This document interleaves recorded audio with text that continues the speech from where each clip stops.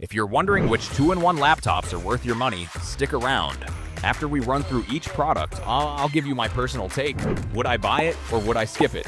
No fluff, just my honest opinion. Let's get into it. Lenovo Yoga 9i Gen 10 Aura Edition. This thing has a battery that lasts longer than most of my relationships and a 2.8 kilobyte organic light-emitting diode screen so pretty it makes my actual eyes look like garbage. The performance is a bit mid for the price since it struggles with heavy workloads, and that diving board touchpad feels like a relic from the Stone Age compared to the fancy haptic ones. Would I buy it? Yes, because the rotating soundbar is the only thing in my life that actually follows me around when I move. LG Gram Pro 2. 2-in-1. This laptop is so impossibly light at just over 3 pounds that I genuinely thought the box was empty and almost filed a police report. It runs hotter than a spicy pepper, and the performance takes a massive hit because it's too thin to breathe, essentially turning into a very expensive space heater for my lap. Would I buy it?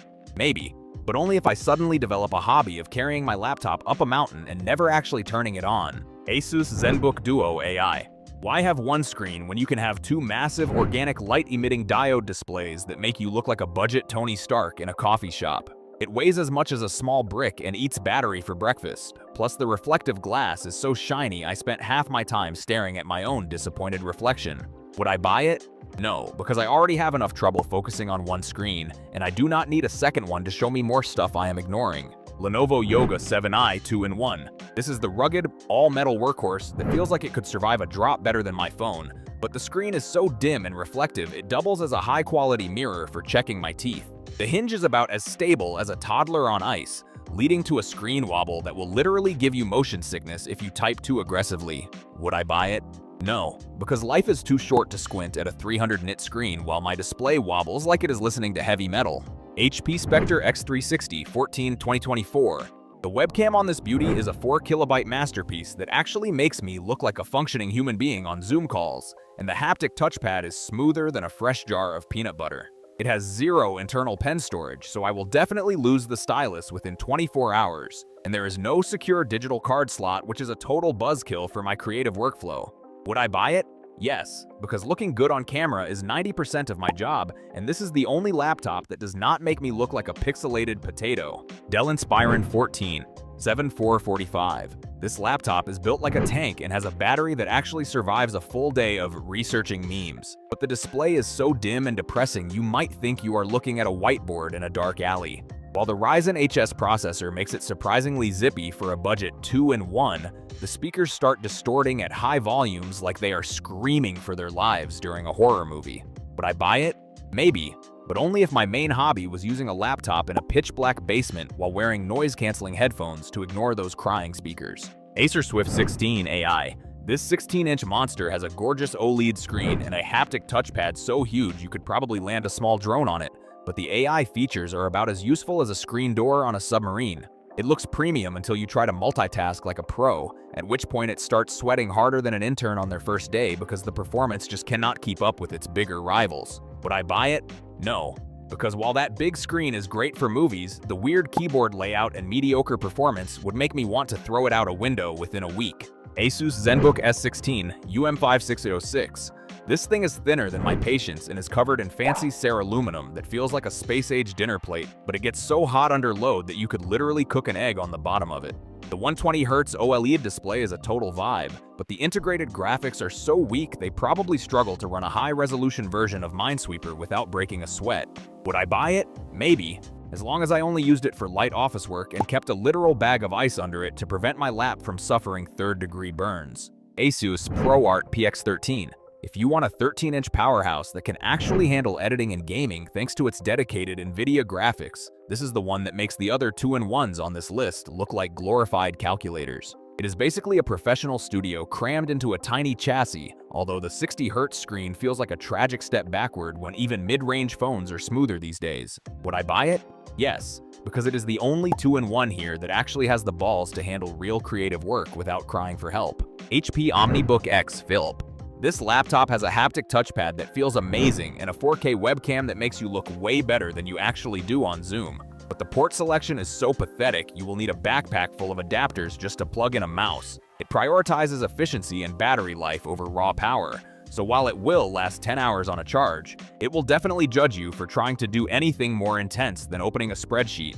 Would I buy it? No, because spending that much money on a laptop with zero USB-A or HDMI ports is a level of minimalist torture I am just not ready for yet. Samsung Galaxy Book 5 Pro. The display on this thing is a 3K dynamic organic light emitting diode dream that makes everything else look like a dusty chalkboard.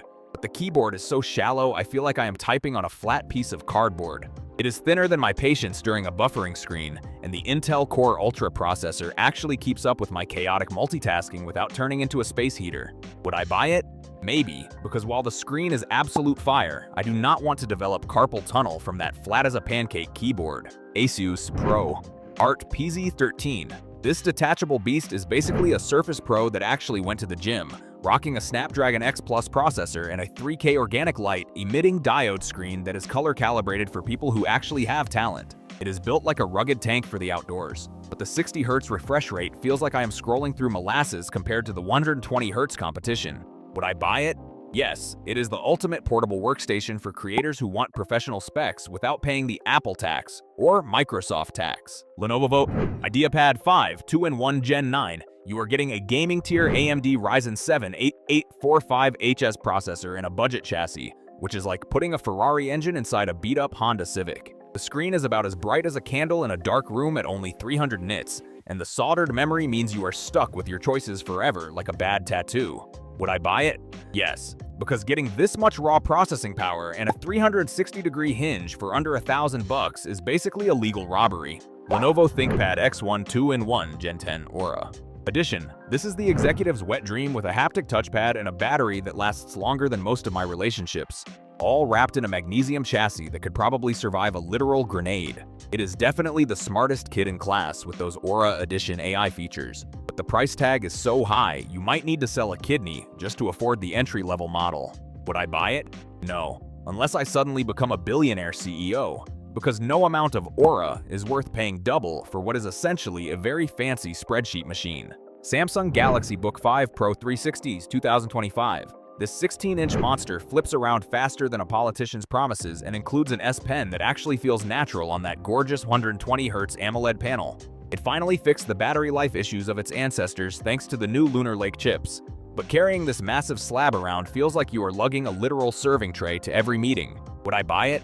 Yes. If you need a massive canvas for drawing and want the best integration with your phone, this is the undisputed king of the 2-in-1 world right now. HP OmniBook Ultra Flip 14. This sleek shapeshifter packs a gorgeous 2.8K resolution organic light emitting diode display that makes everything look like a fever dream, though it throttles faster than a toddler in a supermarket when you actually try to do heavy work. It will survive a marathon 17.5-hour movie binge. But good luck finding your favorite accessories when the ports are hidden in the corners like they are playing hide and seek. Would I buy it?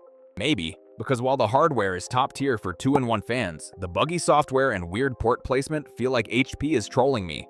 Dell XPS 13 9345. This tiny beast uses a Snapdragon X Elite chip to give you 20 hours of battery life, making it the ultimate travel flex until you realize half your old apps won't run on its fancy ARM architecture.